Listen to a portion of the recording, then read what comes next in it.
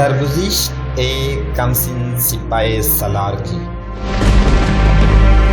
جو ایک مظلوم بہن کی پکار پر ہندو راجاؤں پر چڑھ دوڑا۔ تاریخ اسلام کے اس جرنیل نے بہادری، شجاعت اور قوت ایمانی سے نہ صرف سندھ کو فتح کیا بلکہ اپنے حسن سلوک سے وادی سندھ کو اسلام کے نور سے منور کر دیا۔ توحید پہ جان نشاور کرنے والے اس سپاہی کی کہانی شروع کرنے سے پہلے آپ سے گزارش ہے کہ ہمارے چینل گلوبل نالج کو سبسکرائب کریں اور گھنٹی کے بٹن کو ضرور پریس کریں تاکہ ہماری ہر آنے والی ویڈیو آپ تک بآسانی پہنچ سکے۔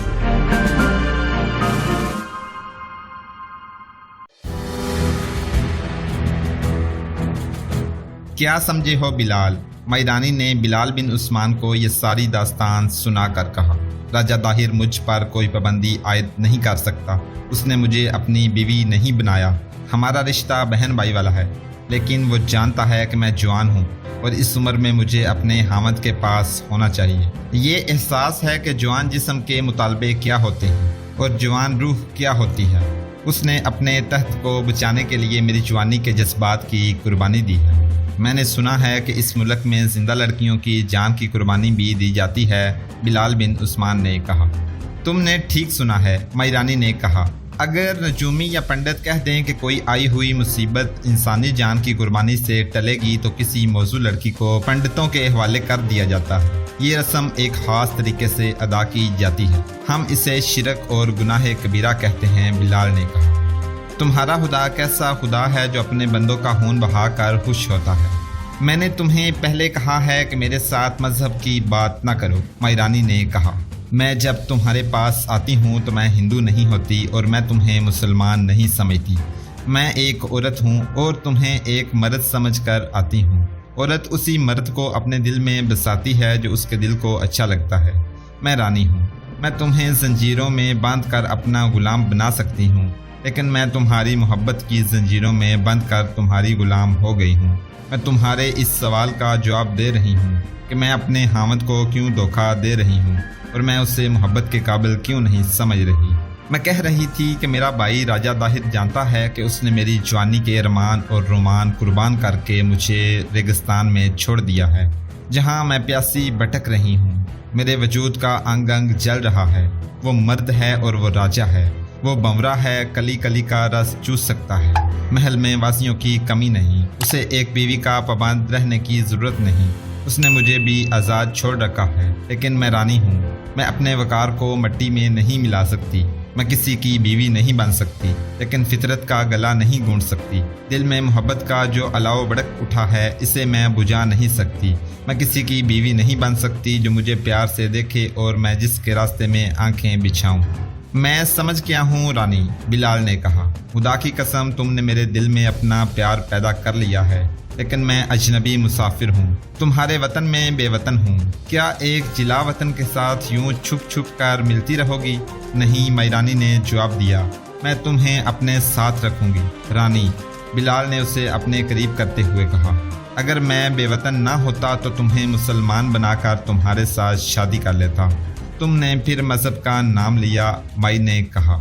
نہ میں اپنا مذہب چھوڑوں گی، نہ تمہیں اپنے مذہب میں لانے کی کوشش کروں گی۔ ہم ایک دوسرے کی پوجا کریں گے۔ کہو بلال، قبول کرتے ہو؟ 6 سال بعد رمل کے راجہ نے راجہ طاہر کے ملک پر حملہ کر دیا اور اس کے کچھ علاقے پر قبضہ کر کے آگے بڑھا۔ اس کے ساتھ ہاتھی بھی تھے۔ یہ سب نر ہاتھی تھے۔ انہیں بہت زیادہ اور بڑی غذا کھلائی جاتی تھی، اس لیے یہ مستی میں رہتے تھے۔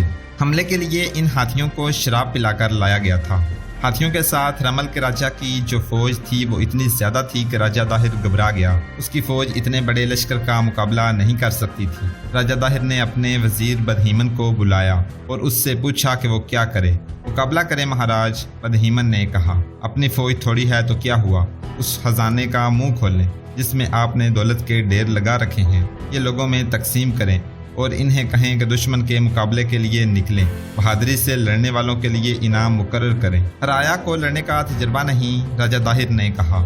اناڑی لوگ دشمن کے آگے ٹھہر نہیں سکیں گے۔ پھر دشمن کے ساتھ صلح کر لیں، وزیر بدہیمن نے کہا۔ کیا اس سے بہتر موت نہیں؟ وزیر نے کہا۔ ہمارا دشمن صلح کی نہ جانے کتنی قیمت اور نہ جانے کیسی قیمت مانگ بیٹھے۔ صلح کا مطلب ہے ہتھیار ڈالنا، میں ہتھیار نہیں ڈالوں گا۔ پھر ایک ہی صورت رہ جاتی ہے، بدہیمن نے کہا۔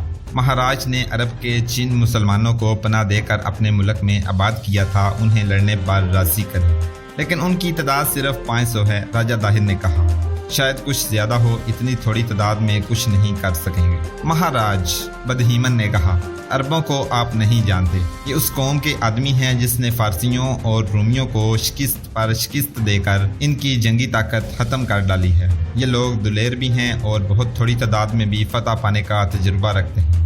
چچ نامہ اور تاریخ معصومی میں لکھا ہے کہ راجہ طاہر کو یہ مشورہ پسند آیا اور خود ان عرب مسلمانوں کے پاس چلا گیا جنہیں اس نے اپنے ملک میں پناہ دی تھی۔ ان کی تعداد 500 تھی اور یہ سب اپنے قبیلوں کے سردار یا سرداروں کے بیٹے تھے۔ یہ باغی ہوئے پھر وہاں سے باغ کر سندھ میں آ گئے تھے۔ ان کا سردار یا امیر محمد علافی تھا۔ بعض مورخوں نے اس کا نام محمد حارث علافی لکھا ہے۔ وہ بنی اسامہ کا سردار تھا اور سندھ میں آنے والے سرداروں نے اسے امیر بنا لیا تھا۔ علافی قبیلے نے عبد الملک بن مروان کے دور خلافت میں مکران کے امیر سعید بن اسلم علابی کو قتل کیا تھا۔ مہاراج، علافی نے آگے بڑھ کر طاہر کا استقبال کیا اور کہا، آپ کے آنے میں وہ شان نہیں جس شان سے آپ باہر نکلا کرتے ہیں۔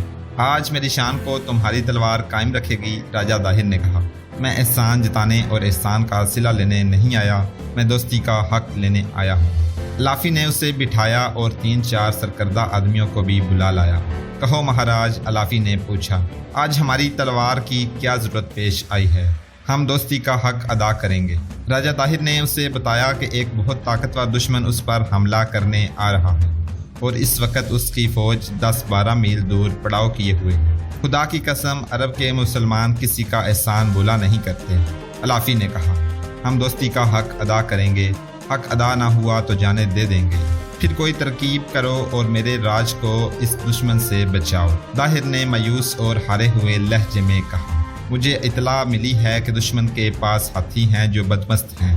اس کی یلغار کو تو کوئی فوج برداشت کر ہی نہیں سکتی، ان کی چنگاڑ سے ہی فوج پر دہشت طاری ہو جاتی ہے۔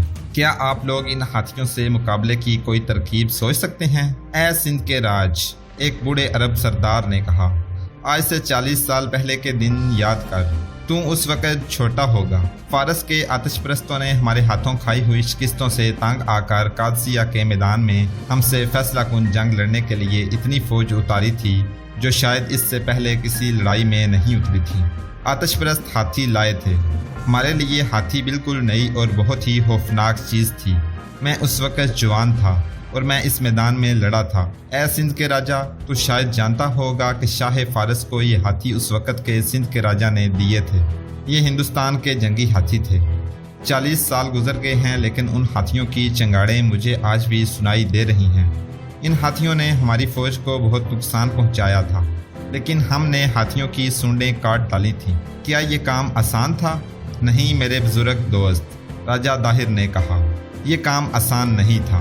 میں اس وقت چھوٹا تھا، مجھے ذرا بڑے ہو کر معلوم ہوا تھا کہ مسلمانوں نے قادسیہ کی جنگ میں فارسیوں کو بہت بڑی شکست دی ہے اور ہاتھیوں نے زخمی ہو کر اپنی فوج میں بھگدڑ مچا دی تھی۔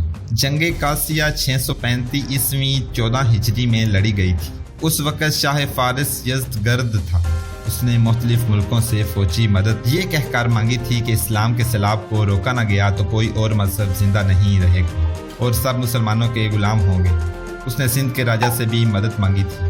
سندھ کے راجہ نے اسے اپنی فوج کی کچھ نفری دی تھی اور جو خطرناک چیز دی وہ ہاتھی تھا۔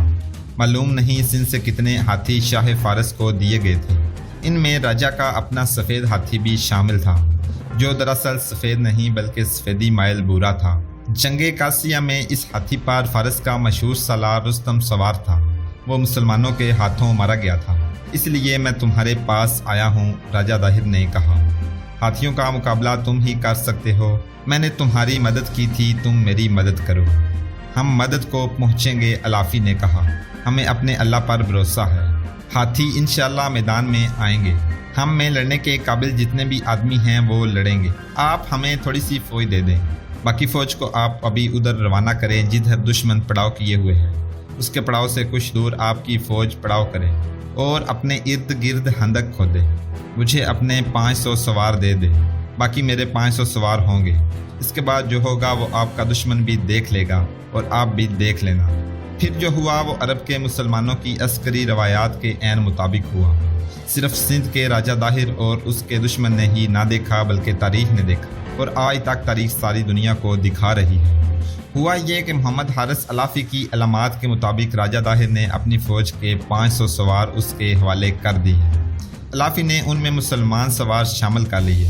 داہر کی فوج نے قلعے سے نکل کر کوچ کیا اور رمل کے راجہ کی فوج کے پڑاؤ سے 3 میل دور خیمے گاڑ دیے اور خیمہ گاہ کے ارد گرد خندق کھود لی۔ اس دوران الافی بیس بدل کر اور 1-2 ساتھیوں کو ساتھ لے کر راجہ داہر کے دشمن کی خیمہ گاہ تک پہنچ گیا اور دیکھا کہ وہاں کتنی فوج ہے اور کیا کہاں ہے۔ وہ تو بہت بڑا لشکر تھا۔ راجہ داہر کے بچنے کی یہی صورت تھی کہ اپنے دشمن کی شرائط پر اس سے صلح کر لیتا یا اس کی اطاعت قبول کر لیتا۔ رمل کے راجہ نے داہر کی فوج پر توجہ مرکوز کر لی اور حملے کی تیاری کرنے لگا۔ اس نے دیکھا کہ داہر کی فوج اس کی فوج کے مقابلے میں کچھ بھی نہیں، تو وہ بے فکر ہو گیا۔ اسے ایسا خطرہ نظر نہ آیا کہ راجہ داہر کی فوج اس پر حملہ کر دے گی۔ ایک رات جب رمل کی فوج گہری نیند سوئی ہوئی تھی، الافی نے اپنے سواروں سے، جن میں سندھی اور عرب سوار شامل تھے، رمل کی خیمہ پر شب ہون مارا اور خیموں کو آگ لگا دی۔ خیمہ گاہ میں بگدڑ مچ گئی۔ دشمن کی فوج سوائے باغ نکلنے کے کچھ بھی نہیں کر سکتی تھی، لیکن الافی کا شب ہون اتنا شدید اور تیز تھا کہ رمل کی فوج کے لیے بھاگنا بھی محال ہو گیا۔ ہزاروں سپاہی مارے گئے اور جنگی قیدی بھی ہوئے اور 50 ہاتھی بھی پکڑ لیے گئے۔ رمل کے راجہ کی تو کمر ہی ٹوٹ گئی۔ راجہ داہر نے عرب کے ان پناہ گزین مسلمانوں کو جو انعامات دیے، ان کے علاوہ انہیں مکران کی سرحد پر خاصا وسیع علاقہ دے دیا جہاں یہ عرب آباد ہو گئے۔ اس وقت تک بلال بن عثمان اور اس کے 4 ساتھی محل کے حاس استبل کی ملازمت میں 5 سال گزار چکے تھے۔ میرانی کی نظر کرم بلال پر ضرورت سے بھی زیادہ تھی۔ وہ رسمی طور پر اپنے سگے بھائی کی بیوی تھی، لیکن اس کے مراسل بلال کے ساتھ تھے۔ وہ جب شکار کے لیے جاتی تھی تو ان 5 اربوں کو ساتھ لے جاتی تھی۔